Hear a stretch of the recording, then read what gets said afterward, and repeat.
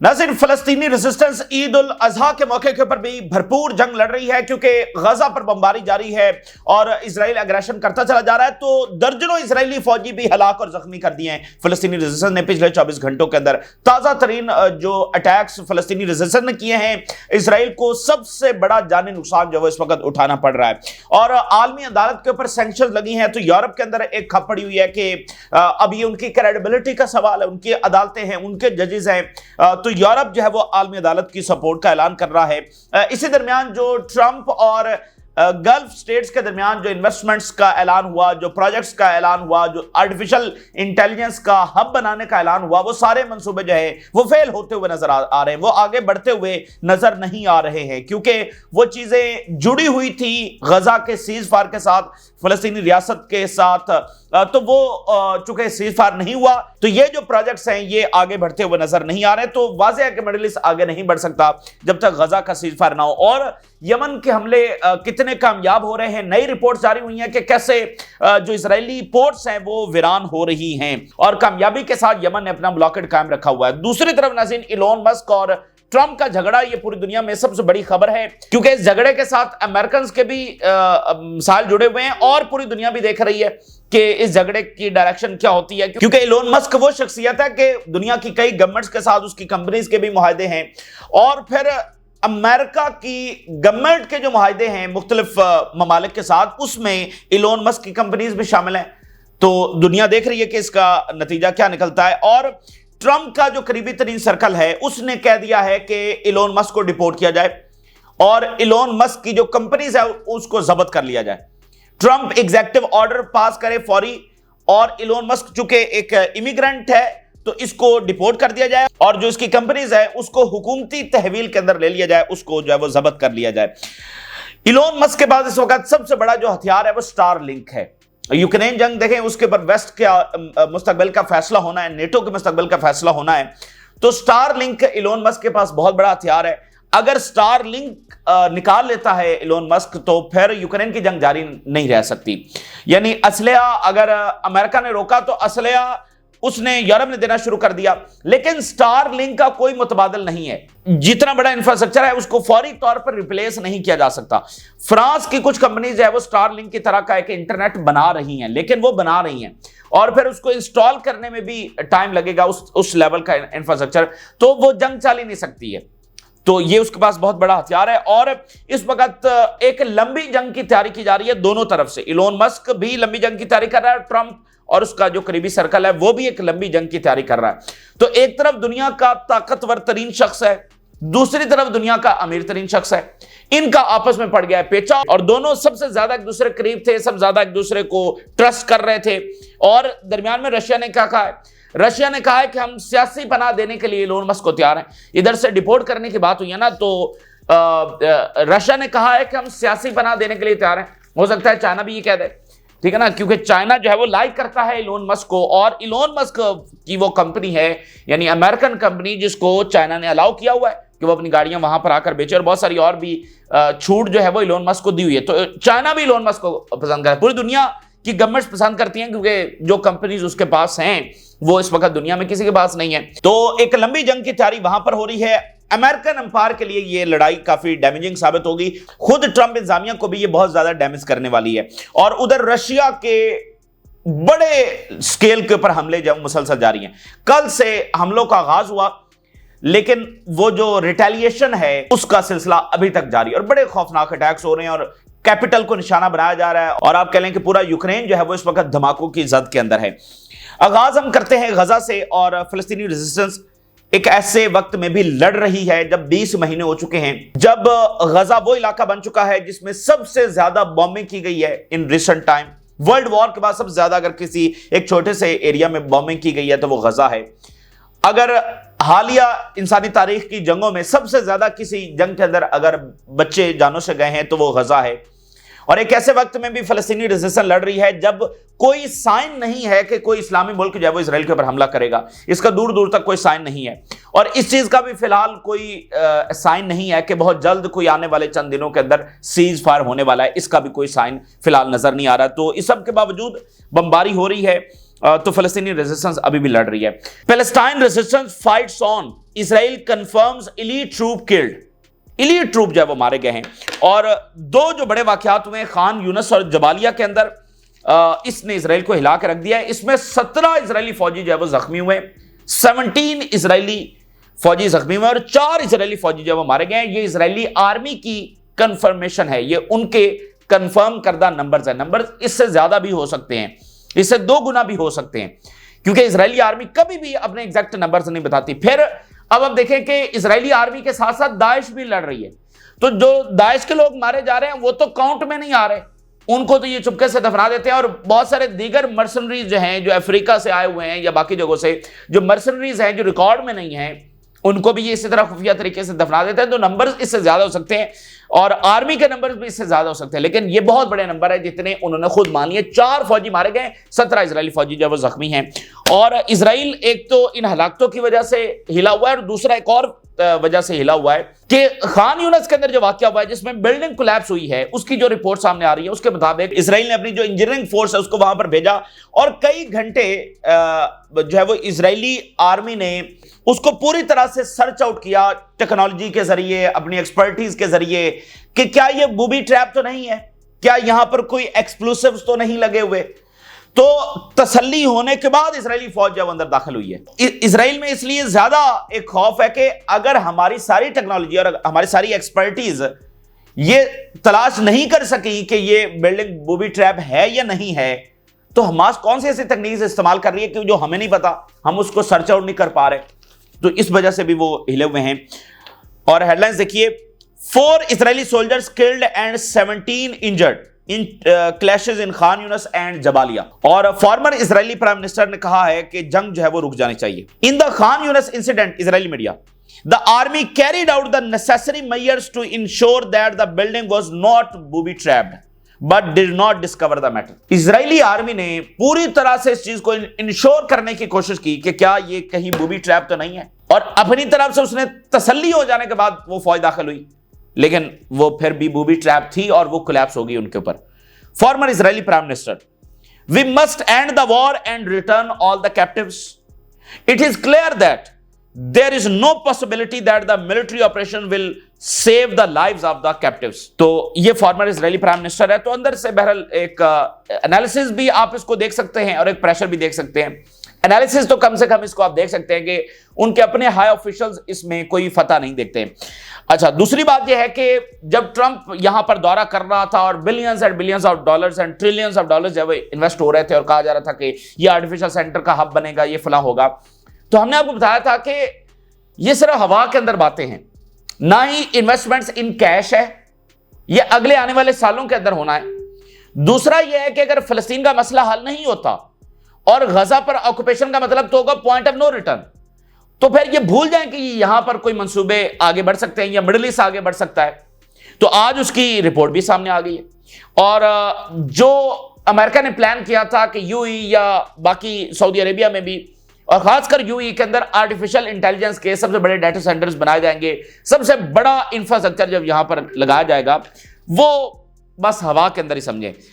UAE multi $billion artificial intelligence data campus deal far from finalize, बहुत दूर है किसी हतमी नतीजे से फाइनलाइज होने से। US officials have yet to determine the security conditions to export the advance chip और how the agreement with the gulf state will be enforced, leaving the deal far from resolve. तो बेतहाशा issues है, security issues है सबसे बड़े।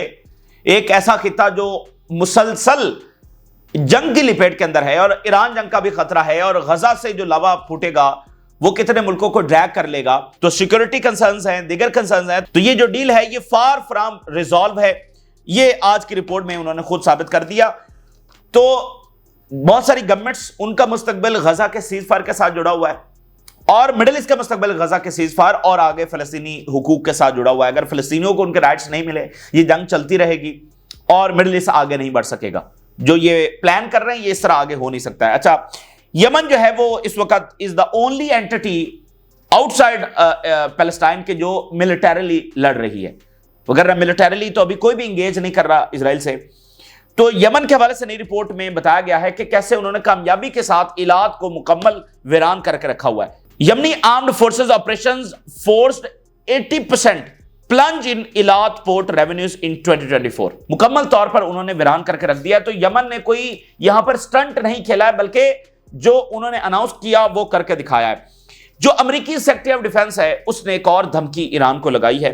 US secretary of defence, अच्छा ये अजीब है, वो पैसिफिक के अंदर जो सिंगापुर के अंदर कॉन्फ्रेंस हुई उसमें जनाब ने शिरकत किया और चाइना को धमकियां लगाई और कहा कि हम पैसिफिक के अंदर आ गए हैं और यहीं रहने वाले हैं और यूरोप और मिडल ईस्ट से निकलकर हम यहां पर आने वाले हैं। वो अगले दिन जो है वो उधर यूक्रेन ने हमला कर दिया रशिया के ऊपर और वो जंग वहां पर एस्केलेट हो रही है। मिडल ईस्ट की जंग का इनको कोई पता नहीं कि वो किस डायरेक्शन में जा रही है। इनके अपने इत्तेहादियों के मफादात उधर दाव पर लगे हुए हैं। तो मौसूफ ये फरमा रहे हैं, my mission is to be prepared if we do not reach agreement with Iran. वही बात बार बार दोहराई जा रही है कि अगर एग्रीमेंट ना हुआ, और एग्रीमेंट क्या है, सरेंडर एग्रीमेंट है बेसिकली जो ईरान से मांगा जा रहा है, तो फिर हम हमला कर देंगे, ये यूएस डिफेंस सेक्रेटरी ने बताया। अच्छा, जो आलमी अदालत के ऊपर सैंक्शंस लगी हैं, एक अनहोनी सी बात है जो हुई है। वेस्ट की अपनी अदालतों ने एक फैसला दिया और उन अदालतों के ऊपर सैंक्शन लगी हैं, ये तारीख में पहली बार हुआ है। तो यूरोप की पोजीशन अजीब सी हो गई है। तो यूरोपियंस जो है वो अब सपोर्ट कर रहे हैं आईसीसी को 1 by 1। European Union backs International Criminal Court after US sanctions जजेस। और पॉलिटिको ये रिपोर्ट कर रहा है कि there is pressure on European governments, pressure from European capitals to present a list of possible response options if Israel violations are proven. Capitals के ऊपर ये प्रेशर है, इजरायली गवर्नमेंट्स के ऊपर प्रेशर है कि वो लिस्ट ऑफ एक्शन दें। अब सिर्फ बातें नहीं करें, अब लिस्ट ऑफ एक्शन दें कि अब उन्होंने इजराइल के खिलाफ क्या करना है। और कनाडा से भी एक स्टेटमेंट जारी हुई है, we are following with concern the situation in Gaza, what is happening is terrible and unbearable, we will make the decisions in due course. तो जो वेस्टर्न हैं उनकी तारीख बेरहमी से भरी पड़ी है। दुनिया भर में उन्होंने कॉलोनियां बनाई और वहां से मालो दौलत लूटा। तो इनका कोई ताल्लुक नहीं है ह्यूमन राइट्स से, ठीक है ना। और अगर कोई मजबूरी ऐसी, ये इतने मजबूर अगर हो जाते हैं तो फिर अल्टीमेटली ये सीजफायर की तरफ जाएंगे, वगरना फिलहाल सिर्फ इनकी बातें ही हैं। लेकिन अच्छा है कि पहले सिर्फ बातें, चलो बातें ही नहीं कर रहे थे, इजराइल को कहते थे कि ये सेल्फ डिफेंस कर रहा है, चलो अब ये तो कह रहे हैं कि यहां पर सिविलियंस मारे जा रहे हैं, जेनोसाइड हो रही है। तो अल्टीमेटली आने वाले महीनों के अंदर कहीं ना कहीं तो ये प्रेशराइज होंगे जब अपनी जुबान से बार बार कह रहे हैं कि ये इजराइल जुल्म कर रहा है। और देखिए इन गवर्नमेंट्स के अपने हालात देखिए, Canada's unemployment rate at multi year high, Canada में अनएम्प्लॉयमेंट जब बढ़ रही है, इसी तरह वेस्टर्न जो इकोनॉमीज हैं यूरोपियंस की वो भी मुतासर हो रही हैं। तो ये जंगें इनको फायदा नहीं दे रही हैं। फ्रांस जो कॉन्फ्रेंस करने जा रहा है बड़ी अहम होगी, लेकिन क्या उसमें भी कोई कंक्रीट स्टेप उठाया जा सकेगा या सिर्फ उसमें ऐलानात शामिल होंगे? अगर खाली ऐलानात शामिल हुए तो इजराइल को कोई फर्क नहीं पड़ेगा। देखिए इजराइल जो है ना वो बिल्कुल एक डिफरेंट एंटिटी है पूरी दुनिया में, वगैरह जितनी स्टेटमेंट्स दुनिया से जारी हो गई हैं, जितनी कंडेमनेशन हो गई है, जितनी उनकी साख तबाह हो गई है, कोई भी नेशन ये अफोर्ड नहीं कर सकती है। लेकिन इनका मामला मुख्तलिफ है। France urges global banking before recognising Palestinian state, तो ये जनाब स्टेटमेंट जारी हुई है। और इटली के हवाले से बड़ी रिपोर्ट सामने आई है। इटली की जो गवर्नमेंट है वो इजरायली स्पाईवेयर इस्तेमाल कर रही है एक सॉफ्टवेयर सर्विलेंस के लिए, और वो पकड़ा गया है। अब इटालियन जो गवर्नमेंट है वो जो इंटरनल अकाउंटेबिलिटी है उसकी जद के अंदर आ गई है। एक बड़ा फड्डा इटली में पड़ा हुआ है। अब देखिए हर जगह पर कहीं ना कहीं आपको इजराइल का मसला नजर आएगा। इजरायली स्पाईवेयर पैरागॉन, ये पैरागॉन उस सॉफ्टवेयर का नाम है, at centre of Italian surveillance scandal. Italian जो पार्लियामेंट्री कमेटी है उसने ये कंफर्म किया है और अकाउंटेबिलिटी शुरू हो गई है इटालियन गवर्नमेंट की कि इसने इजरायली स्पाईवेयर को यूज किया to hack the phones of several migrant rights activist.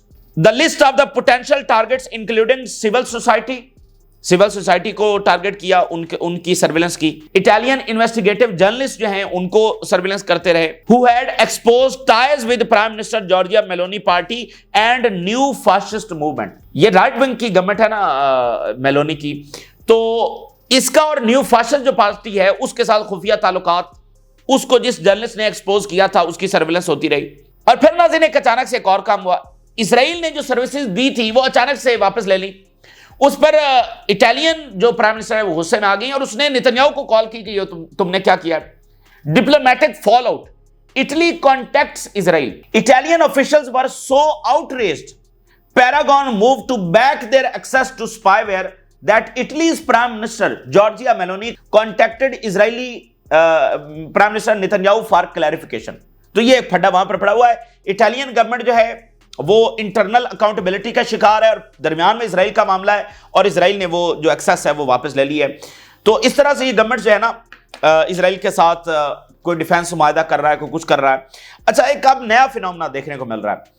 Europeans ने तनकीद की, सीज फायर नहीं हुआ। तो अब अगला फेज ये है कि मुख्तलिफ रिपोर्ट्स आ रही हैं कि अच्छा फ्रांस से ये असलहा जा रहा है, इटली की बोर्ड से ये जा रहा है, जर्मनी से ये जा रहा है। अब अगला फेज ये है कि गवर्नमेंट्स खुलकर अब साइड ले रही हैं, यानी अब साइड लेनी है खुलकर के कौन किसके साथ खड़ा है। जैसे जर्मनी ने खुलकर साइड ली कि वो इसराइल के साथ खड़ा है, वो इसराइल को असलहा भी देगा, डिप्लोमेटिक सपोर्ट भी देगा। इसी तरह एक बड़ी अफसोसनाक खबर अजरबैजान से आ रही है। अजरबैजान ने कहा है कि वो इसराइल को तेल देना जारी रखेगा, ऑयल देना अजरबैजान कह रहा है कि जारी रखेगा। तो अब गवर्नमेंट्स इस तरह से सामने आ रही है कि जैसे हंगरी ने कहा कि वो इसराइल के साथ है, जर्मनी ने कहा कि वो इसराइल के साथ है, तो वो अब चूज करना है कि कौन किसके साथ है। ये अगला फेज है, खुलकर पता होगा कि ये उसके साथ है, ये उसके साथ है। सिर्फ स्टेटमेंट्स नहीं, स्टेटमेंट्स पहले सबने दी, जर्मनी ने भी स्टेटमेंट्स दी इसराइल के खिलाफ, लेकिन फिर चूज किया। तो इस तरह अब गवर्नमेंट्स को चूज करना है, पता होगा कि कौन किसके साथ है। Azerbaijan has promised Israel to continue supplying it with oil despite Turkish pressure. Report के मुताबिक टर्की जो है वो अजरबैजान के ऊपर प्रेशर डाल रहा है, पता नहीं डाल रहा है या नहीं डाल रहा है, लेकिन अजरबैजान ने कहा है कि वो ऑयल देना इसराइल को जारी रखेगा। तो मेरा ख्याल है कि वेस्ट की जो तनकीद है, असल में तो फिर तनकीद इधर होनी चाहिए। असल जिम्मेदार तो ये हैं, ये ममालिक हैं, वेस्ट तो इसराइल का इत्तेहादी है और उनकी एक तारीख है, उनके लिए ह्यूमन राइट्स मैटर नहीं करते। तो मेरा ख्याल है कि वेस्ट दूसरे नंबर पर जिम्मेदार है। असल जिम्मेदारी तो फिर इधर बनती है कि ये अभी भी कह रहा है कि हम ऑयल देंगे। तो मुझे बताइए कि फिर इसराइल इसीलिए तो जारी रखे हुए, ये अगर मिडिल ईस्ट के कंट्रीज या बाकी ये इस्लामी मुल्क अगर ये दो टुक स्टांस ले लेते तो ये सवाल ही पैदा नहीं होता कि इसराइल इतना आगे जा सकता था। अंदर से उसको ऑयल जा रहा है, असलहा खरीदा जा रहा है उससे, तो फिर उसके लिए स्टेटमेंट्स क्या माने रखती हैं। उसको पता है कि सब तो हमारे साथ खड़े हैं और ये बस खाली स्टेटमेंट जारी करते हैं। और इसलिए सुप्रीम लीडर ने तमाम इस्लामिक कंट्री से कहा कि हर तरह की सपोर्ट खत्म करें। तो सपोर्ट हो रही है तो ये भी ममालिक जो है वो जिम्मेदार है। मिशिगन यूनिवर्सिटी है, एक तो हार्वर्ड है जो भरपूर रेजिस्ट कर रही है, लेकिन जो कुछ यूनिवर्सिटीज हैं जो ट्रंप के साथ खड़ी हो गई हैं, जिसमें एक मिशिगन यूनिवर्सिटी है। मिशिगन यूनिवर्सिटी के हवाले से ये रिपोर्ट सामने आई है कि उसने प्राइवेट जो फर्म है उसको हायर किया और जो पैलेस्टीनियन एक्टिविस्ट हैं उनकी वो सर्विलेंस करती रही। जैसे इधर इटालियन गवर्नमेंट ने किया ना, तो इधर मिशिगन यूनिवर्सिटी ने किया। आज रिपोर्ट सामने ये वहां पर खप पड़ी हुई है। The University of Michigan uses undercover private investigator to monitor the pro Palestine students groups. अब आप देखिए कि जंग गजा की है, वो कभी यूनिवर्सिटीज में चल रही है, कभी गवर्नमेंट्स, कभी फलस्तीन का मसला कहीं ना कहीं है, ठीक है ना। और जो खुलकर खड़े हो रहे हैं उनके ऊपर प्रेशर और बढ़ेगा, वो एक्सपोज हो रहे हैं, उनकी साख तबाह हो रही है। इन्वेस्टिगेटर को ये टास्क दिया गया कि वो प्रो पैलेस्टाइन जो स्टूडेंट्स हैं उनको कैंपस में भी और कैंपस के बाहर भी, अगर वो किसी मुजाहरे में शरीक हो रहे हैं, कोई एक्टिविटी कर रहे हैं, तो उनको ट्रैक किया जाए। और फिर ये डाटा जो है वो अदालत में भी पेश किया गया इनको डिपोर्ट करने वाले केस में। और यूनिवर्सिटी ने $8 लाख जो है इस फर्म को जब वो पे किए। तो ये जनाब सूरत हाल है।